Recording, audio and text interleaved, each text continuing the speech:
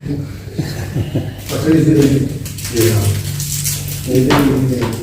भी है ना।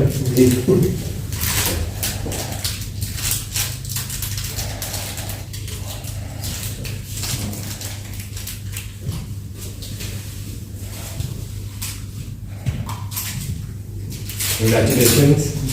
Congratulations. Congratulations.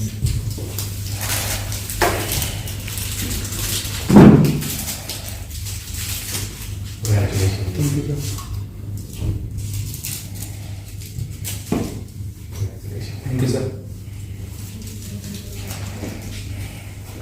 पहले क्या होता था, एक ट्रॉफी जाती थी, एक दो मेडल लेके आते हैं। आपने देखा अभी जो हमारा कंटेंजेंट गया वहाँ पर 90% बचे ट्रॉफी लेके, तीन medals.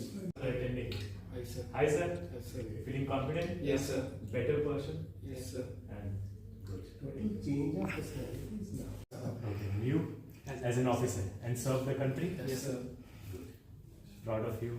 All the best. Congratulations. Thank you sir.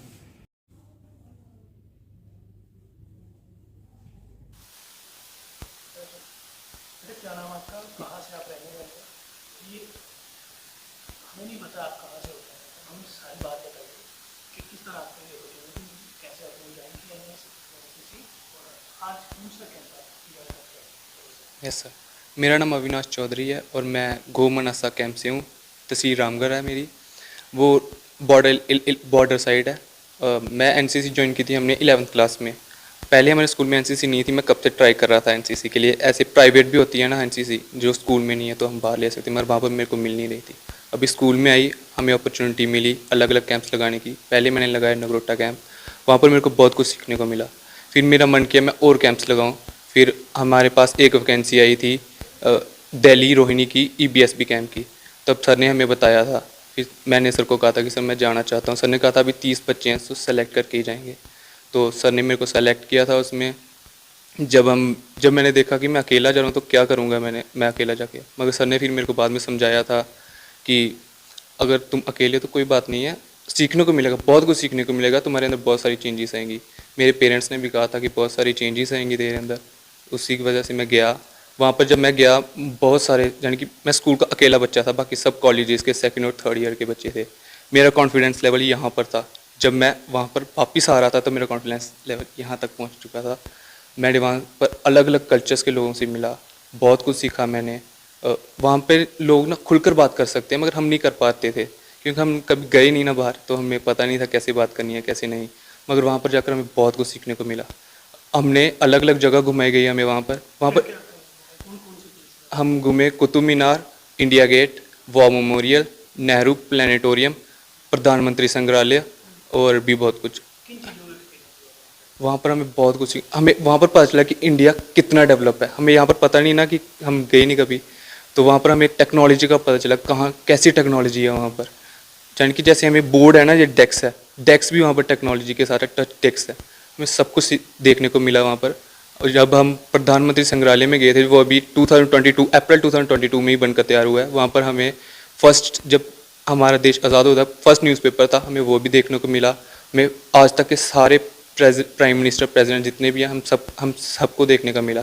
उन्हें जो गिफ्ट्स मिले थे अलग अलग कंट्रीज से, वो भी हमें देखने को मिला और भी बहुत कुछ सीखने को मिला था। जिस कैंप में आपने हिस्सा लिया था उसमें कहाँ कहाँ किन किन राज्यों के लोग थे और कितने परेशानी लगी था, मुश्किल रही आपको, कैसे आपने? वहाँ पर लगभग बहुत सारे थे, हरियाणा, राजस्थान, दिल्ली, ज़्यादातर दिल्ली के थे। और जम्मू वालों को वहाँ पर ज़्यादा प्रायोरिटी दी जाती थी, JNK वालों को, क्योंकि वो पहली बार गए थे वहाँ पर। उन्होंने हमें खास बुलाया था, एज अ गेस्ट बुलाया था हमें, JNK वालों को। वहाँ पर उन्होंने हमें पहले दिन तो स्ट्रेस कैंप दिया था कि हमें स्ट्रेस नहीं लेना ज़्यादा। फिर हमें धीरे धीरे हमारी कॉन्फिडेंस लेवल ऊपर लेते गए, क्योंकि उन्हें पता हम पहली बार आ रहे हैं। तो धीरे धीरे करके हमें ट्रेन कर रहे थे। हमें पहले सुबह 5 बजे उठाया जाता था, फिर हम PT करते थे। वहाँ पर हमें अलग अलग एक्सरसाइज कर, हमारी बॉडी को वार्म किया जाता था। फिर हमें टाइम मिलता था 1.5 आवर का, हमें उसमें ब्रेकफास्ट करना है, नहा धोकर तैयार होकर यूनिफॉर्म डाल कर ब्रेकफास्ट करके पूरे 8 o'clock वापस ग्राउंड में आ जाना है। फिर हम वहाँ से जहाँ पर टूर जाना होता है, जहाँ पर कुछ कोई अलग क्लासेस होती थी, हम वहाँ जाते थे।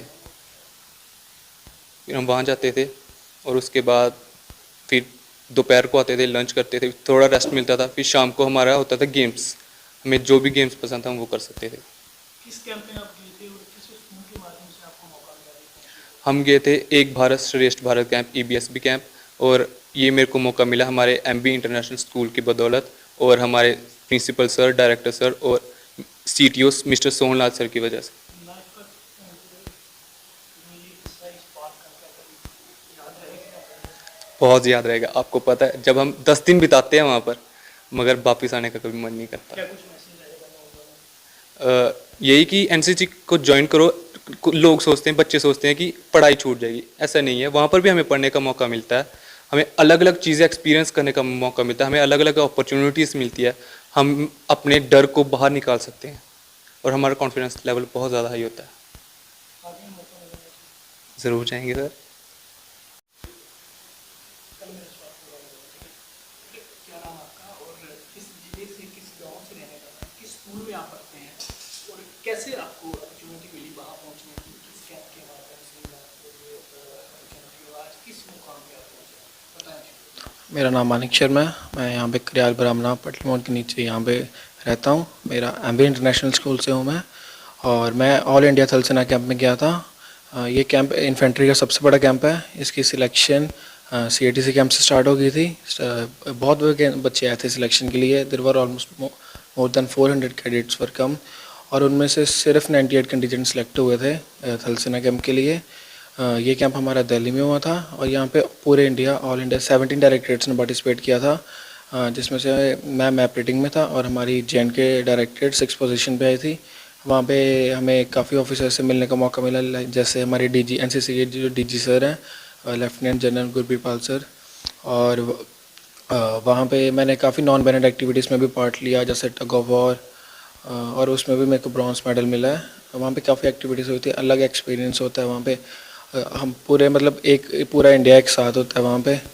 सभी डायरेक्टरेट्स के बच्चे थे, काफ़ी अच्छा एक्सपीरियंस था वहाँ पे।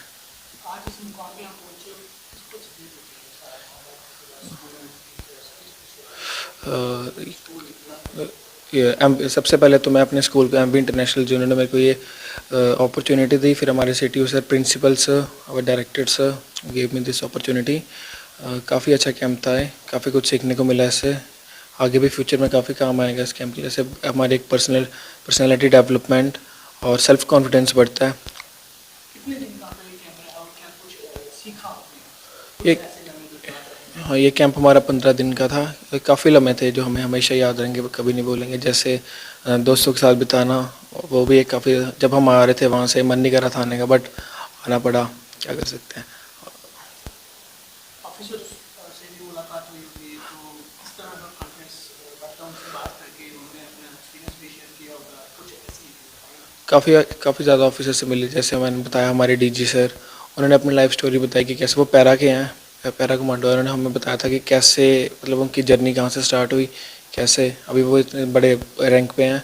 और भी हमारे काफ़ी, जैसे ADG सर, हमारे JNK के वो मेजर जनरल हैं तलजिंदर सर, उन्होंने हमें काफ़ी लाइफ एक्सपीरियंस शेयर किया था। एक अलग आता है उनको देख के कि हम भी इस रैंक तक पहुँच सकते हैं, मेहनत है।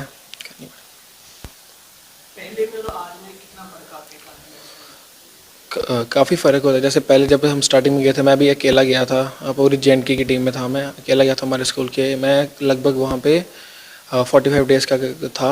हमारी ट्रेनिंग थी, वहाँ पे 3 फेसेस लगे थे हमारे TSC के, तो 40 डेज़ के वहाँ पे ट्रेनिंग हुई थी। स्टार्टिंग में बंदा डरता है कि अकेला है वगैरह, बट लास्ट में सब दोस्त बन जाते हैं। काफ़ी अच्छा एक्सपीरियंस शेयर होता है वहाँ पे। जम्मू कश्मीर से बात करें तो कितने नौजवान थे वहाँ पे पहुँचे थे, तो जम्मू कश्मीर से लगभग 98 का कंटीजेंट था हमारा। उसमें से पूरे जम्मू कश्मीर लद्दाख डायरेक्टेड में तीनों से बच्चे आए थे, और हमारे यहाँ से सांबा से भी 3 बच्चे गए थे, 2 IDSC में थे। और अगर कोई नौजवान ज्वाइन करना चाहता है NCC, तो क्या स्टेटमेंट शेयर करोगे आप, कितना किस तरह का सफ़र रहता है, कितना अच्छा करना चाहिए? NCC ज़रूर ज्वाइन करें, काफ़ी फ़ायदा हमें NCC का, ये काफ़ी हमें आगे फ़ायदा मिलता है NCC का। जैसे हमें अभी C सर्टिफिकेट इसलिए सारे करते हैं, और मैं ये ज़रूर कहूँगा कि कोई ना कोई अपनी लाइफ में कोई ना कोई नेशनल कैंप ज़रूर अटेंड करें। काफ़ी फ़ायदा है इसका, काफ़ी कुछ सीखने को मिलता है नेशनल कैंप से। आगे भी हमें लाइफ में काफ़ी जगह काम आता है, हम अपने किसी भी आगे करियर में इसका काफ़ी इस्तेमाल कर सकते हैं।